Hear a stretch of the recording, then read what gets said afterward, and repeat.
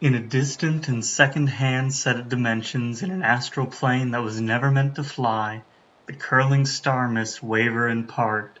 See, great Alcuin the turtle comes, swimming slowly through the interstellar gulf, hydrogen frost on his ponderous limbs, his huge and ancient shell pocked with meteor craters. Through sea-sized eyes that are crusted with rheum and asteroid dust, he stares fixedly at the destination. If anything is synonymous with Terry Pratchett, it's the Discworld series, and Tatooine is the Discworld's atlas. The titular disc rests on the backs of 4 elephants dancing in a slow circle on the back of the world turtle as it makes its way through the cosmos. A perfectly natural reaction to this is, wait, why? What I love about Pratchett is that it rewards your curiosity and encourages you to read more in order to appreciate the material more. I think that's a trait that Sir Terry shares with some really good Neil Gaiman work, in that there are clever references in almost every page, but done in such a way to encourage the reader to get in on the jokes.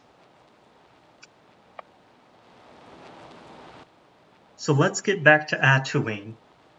This picture isn't actually from Discworld, but this is an 18th century representation of what Hindus are supposed to believe the world looks like.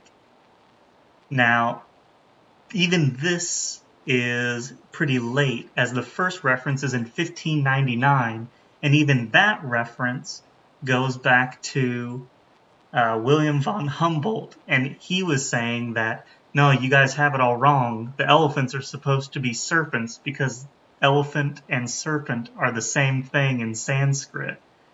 So he must have been referencing an even older story. So this goes back a pretty fair ways if you look into it. A more recent example of the turtle supporting the world story is covered in Stephen Hawking's A Brief History of Time. Bertrand Russell was giving a lecture on astronomy and described that the Earth orbits the Sun and how the Sun in turn revolves around the center of the galaxy along with billions of other stars. At the end of his speech, a little old woman begins chastising him, telling Russell that the world was on the back of a large turtle.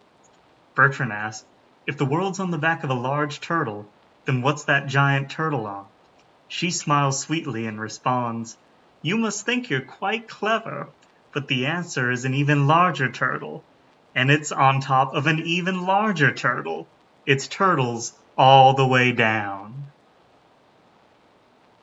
Far from being a random world created just to be silly, The World on a Turtle is itself a play on a story of how humans explain what the world is supposed to be like. This is an example of something that's going to show up time and again in Discworld, and that is narrativium. Narrativium is what ensures that everything in the Discworld runs like a proper story. Thanks to narrativium, heroes will only win fights when hopelessly outnumbered.